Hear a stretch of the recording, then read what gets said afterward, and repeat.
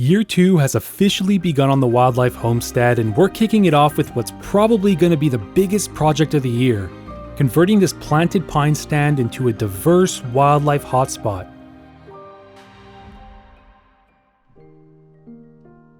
Since we moved here last year, I knew that I'd eventually want to do something to improve this 2-acre section of forest. Row after row of pines spaced tightly together, blocking most of the sun from reaching the forest floor, doesn't really scream thriving ecosystem. But I wanted to do my due diligence and take the first year to observe what was using this pine stand before I started making any changes. What I found in this first year was a very quiet forest. There weren't any birds nesting here, and the understory vegetation was really lacking. The best growth was along the edges of the forest where some light was getting through, and even at that I think I would consider it pretty sparse. We did have a handful of red squirrels that would hang out in here and the odd bird foraging or passing through. But when I compared it with the rest of the property and how busy the other patches of forest were, I confirmed what I initially thought, that this planted pine stand would be a broken system. While red pine is native to our region and does offer benefits, a dense planting like this lacks the diversity and structure to support more wildlife. I mean, just looking up you can see how weak the crowns are and how little cover they're actually providing. Now I will say that this is by design. This area was obviously planted with the intention to harvest the timber, and for that purpose this is a great setup. But my goal with this patch and with the property in general is to have a healthy, productive forest to benefit as much wildlife as possible. To achieve this, we need diversity and complexity from the canopy to the understory. That means filling this area with native trees, shrubs, grasses, forbs, snags, down logs, brush piles, and wildlife boxes. Don't get me wrong, a uniform monoculture pine stand does support some species, but it's lacking many of these elements, and I think it's far from the best we could do. So in December, I slowly began to thin the pines to breathe new life into this forest. This is what the area looked like when I started. You can really see how dense some sections are, but there is one spot where a few larger trees were removed some time ago. This allowed enough light in for these poplars and some smaller shrubs to grow in this opening, so the idea is to replicate this in the thicker areas to get more sunlight to the forest floor and stimulate new plant growth. My goal is to keep the biggest, healthiest red pines and remove the rest. Then in the growing season I'll come in and replant the area with productive native trees, shrubs, and wildflowers that we don't already have growing on the property. That way the wildlife will still get the benefits from the pines as they grow taller, thicker crowns, and produce more cones, all while our new plants are establishing and filling in the gaps below. I also want to keep any tree or shrub that isn't a red pine, but those are few and far between, so no matter what I'll still need to plant more trees. There's 4 large ones that I'm really excited to keep, 2 tamaracks and 2 spruces. We really don't have that many trees of this size, and with their wide-spreading branches, the pines haven't been able to fill in the space below them, so each of these trees has their own little micro-habitat beneath them where some shrubs and forbs have been able to grow. Another element I want to include within this forest is a wildflower meadow. We do have a good variety of flowers dotted around the property, but we don't have a dedicated area for pollinators. I didn't see any monarch butterflies last year, so I'll include plenty of milkweeds to try to attract our first ones. The meadow was the first area I got started on, and I knew it would require full sunlight for the flowers to thrive, so I began by expanding on the existing clearings. I won't bore you with all of the cutting, it's pretty repetitive work, just notch, drop, and cut into sections. I'll use the branches to make brush piles, and I have a bunch of ideas for ways to use the wood for different wildlife projects that I'll share throughout this series. But I do want to leave a fair bit of it on the ground to start breaking down and feeding the soil. I'll be honest, doing this work was pretty hard, not because of the physicality, but because of the birds. It was an incredible year for seed and cone production on the Wildlife Homestead. I thought our first year was a good year for wintering birds, but I had no idea how low those numbers were. Just as an example, if you watch the older videos, one of my targets was an evening grosbeak. When I finally got them last year, there were about a dozen and I was over the moon, but this year, day in and day out, we had over 300 of them filling the forest with their loud, burry calls.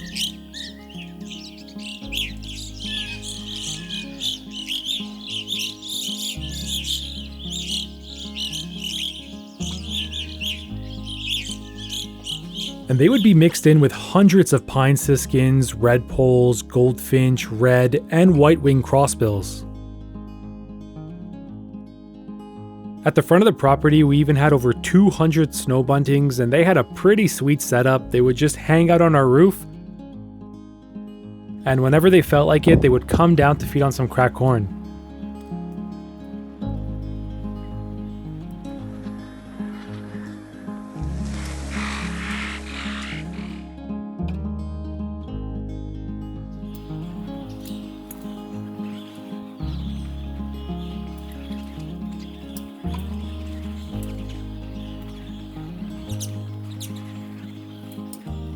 A lot of these birds weren't feeding in the pine stand, unfortunately. Most of the pines are in a tight race to overtake the ones next to them, and putting energy into cone production instead of growing taller could mean the difference between life and death.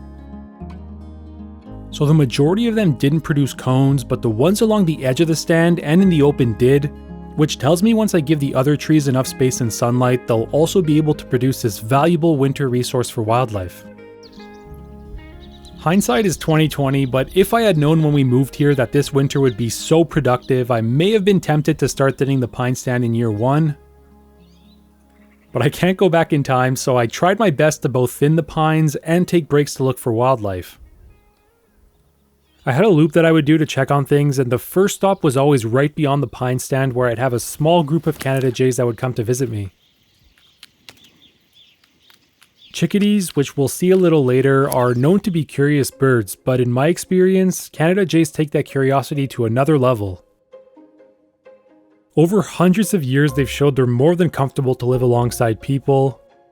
Their fearlessness around humans and their willingness to exploit food sources left unattended have given them the nickname camp robbers, which I think is a testament to their intelligence and their resourcefulness to find food sources in cold northern climates.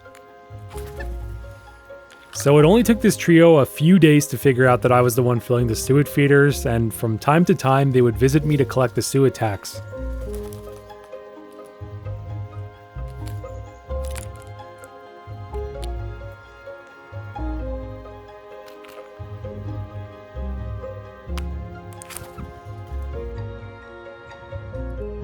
While walking the trails, I'd also look around for any new tracks. We had a very mild winter with far less snow than last year. This is a shot of the forest pond at the peak of winter in 2023. You can see how high the snow is on the posts. And this is from our peak this year. Having less snow meant the wildlife didn't depend on our trails as much, so although we had even more tracks than last year, they were all over the place, which made it a little bit more difficult to get trail camera footage. But I'm still happy with the mix of species that we got.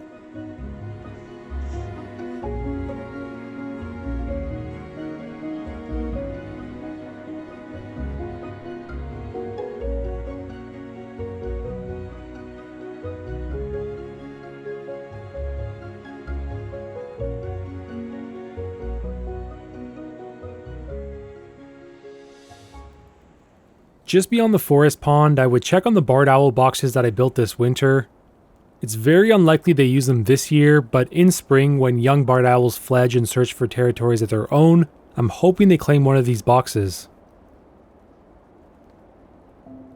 I also had another frequent stop nearby to spend some time with a chickadee pair that I've gotten to know since moving here. I finally gave them nicknames, Dot and Tui. Tui got its name by being the only chickadee to always try to grab 2 seeds at a time.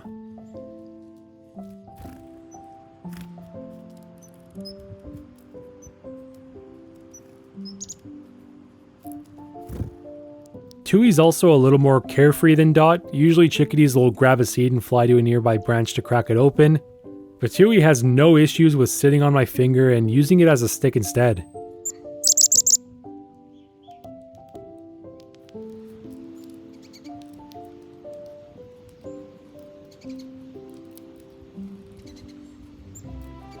Dot, on the other hand, is shy. It'll quickly grab a seed and take off. I came up with the very original name Dot because of the small white dot it has behind its right eye.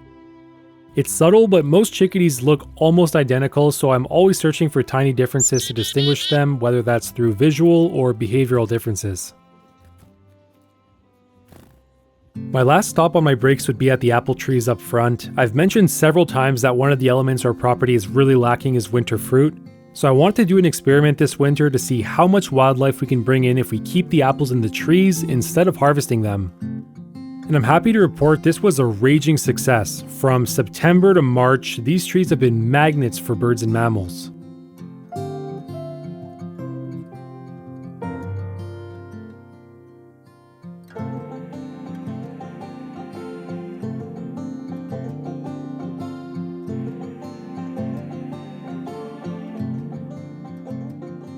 They even brought in a new species to the Wildlife Homestead, the stunning Bohemian waxwing.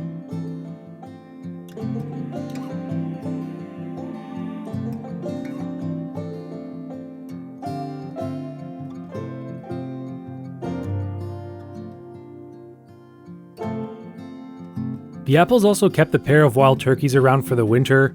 These two have been here since the summer, and they lived quite peacefully for many months, but with snow accumulating and resources diminishing, and with the breeding season around the corner, I could see the dynamics were starting to shift.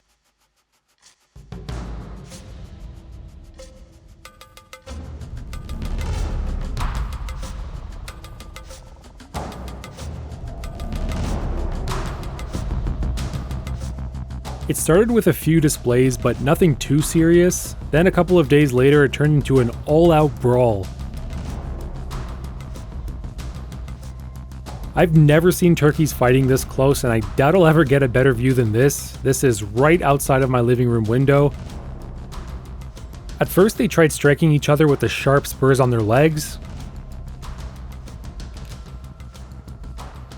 After a bit of back and forth, they eventually locked beaks, and this part of turkey fighting can be pretty brutal. In this case, one of the turkeys was completely inside the other's beak, and it looked like it had a hold of its tongue.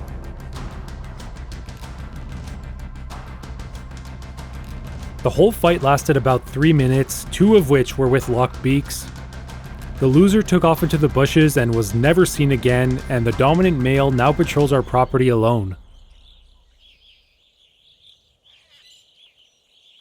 So this is what my winter looked like. As I continued to thin the pine stand, I slowly started to see the area take shape. Once the snow melted and I could see the ground, I began building a trail system using some of the pine logs. These will rot over time and provide plenty of habitat for insects, salamanders, and fungi. I left little gaps between the logs for smaller wildlife to move in and out of, and it seemed to already pay off because I found the first garter snake of the season moving along these logs. I like to think that this trail will become a little highway for small animals to travel through the new forest. I also collected a lot of the branches to make large brush piles. Brush piles are probably the quickest and easiest habitat to build, especially for this area that didn't have a lot of cover to begin with. These piles will instantly give refuge to red squirrels and birds, and I've already noticed more sparrows using this forest.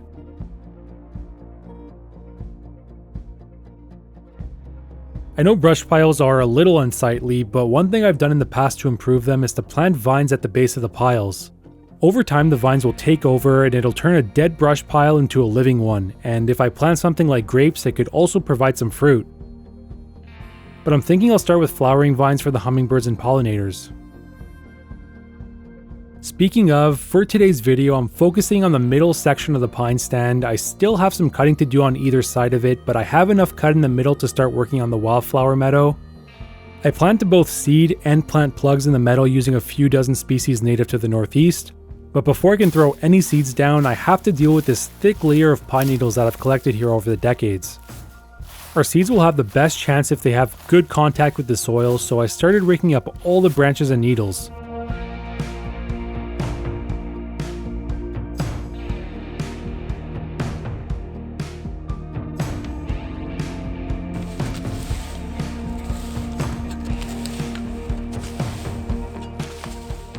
None of this will go to waste. I'm keeping them in piles to use as mulch for some of the trees and shrubs that I'll be planting that can tolerate the acidity. Once the needles were cleared, I measured each section to figure out how much seed I needed. There's 3 different sections that are intersected by the trails. They each get varying degrees of sunlight, so it'll be interesting to see the species composition in each patch. The seeds that I'm using I've been collecting over the past few years, so they can be anywhere from 6 months old to 3 years old. Because of that, I'm not too sure how viable some of them are, but I won't find out unless I use them. The terrain is mostly flat, but there are little mounds that are drier and small depressions that hold more moisture, so by using many different species and casting a wide net, I'm increasing the odds that something will take. I then mix the seeds with some sand so they can spread more evenly while using the seed spreader.